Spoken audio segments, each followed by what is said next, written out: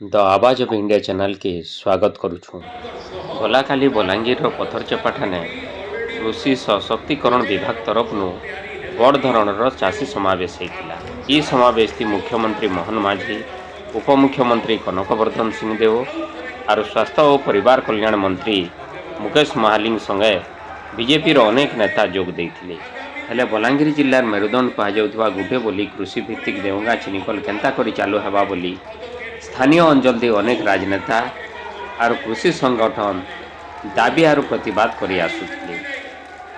आजिर समावेश उपमुख्यमंत्री कनकवर्धन सिंहदेव चिनिकल चालवा बोली प्रतिश्रुति देइछन। गोटे वीसी रे मु माननीय मुख्यमंत्री संगे जोड़ी होइतिली एवं तांको मु पचराइतिली बलांगीर रो आमर जो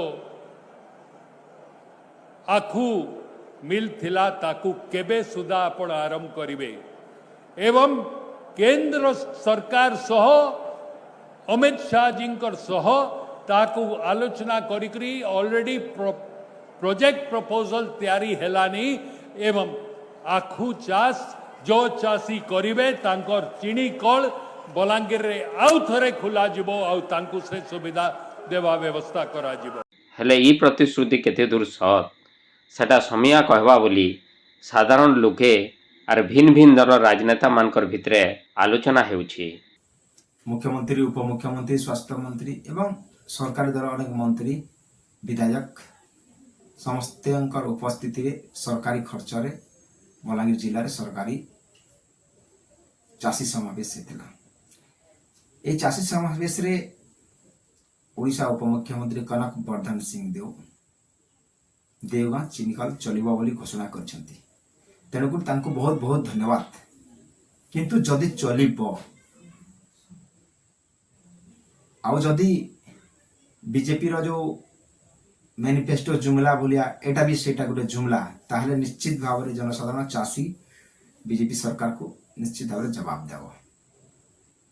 एवं देवगां चीनी बिल रो पई आम आदमी पार्टी अनेक थर अनेक समय रे आंदोलन करिछि, कलेक्टर ऑफिस घेराव करिछि एवं अनेक थर 10 वर्षर संघर्ष थिला।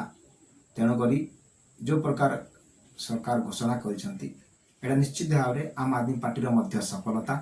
तेणु करी सरकार को मध्य अनेक अनेक धन्यवाद एवं चेतावनी मध्य जो कथा कहते ताहा पालन करंतु। जदि पालन न कले निश्चित भाव में आंदोलन मध्य तीव्र होगा, जनसाधारण मध्य असंतुष्ट हे, चाषी मध्य असंतुष्ट हो निश्चित भाव में आपण डबल इंजिन सरकार को जवाब देवे। तेणुक देखा सरकार कथा जो कहते ताहा रखुंट कि नहीं अपेक्षा रहिबो।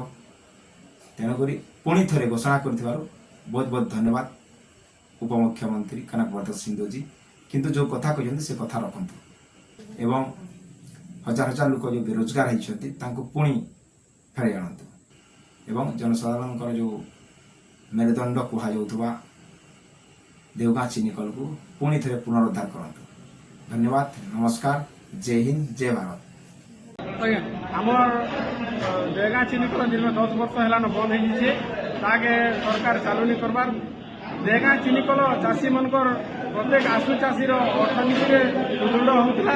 लोक मैंने किए निजर पुओ बाहागर करथिला, किए झील बाहागर करथिला, किए अनेक प्रकार अर्थनीति पाठ पढ़ाउथिले छुआ पिला के आखु चाष करिकरी जते बेला मिलटा बंद हो गला चाषी मैंने समस्त आखु के पुड़े देले।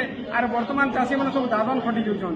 कि दादन खटी गले किए निजर गुड़ हरौछे, किए हाथ हरौछे, किए निजर बापा माँ के हरौछे। द आवाज ऑफ इंडिया।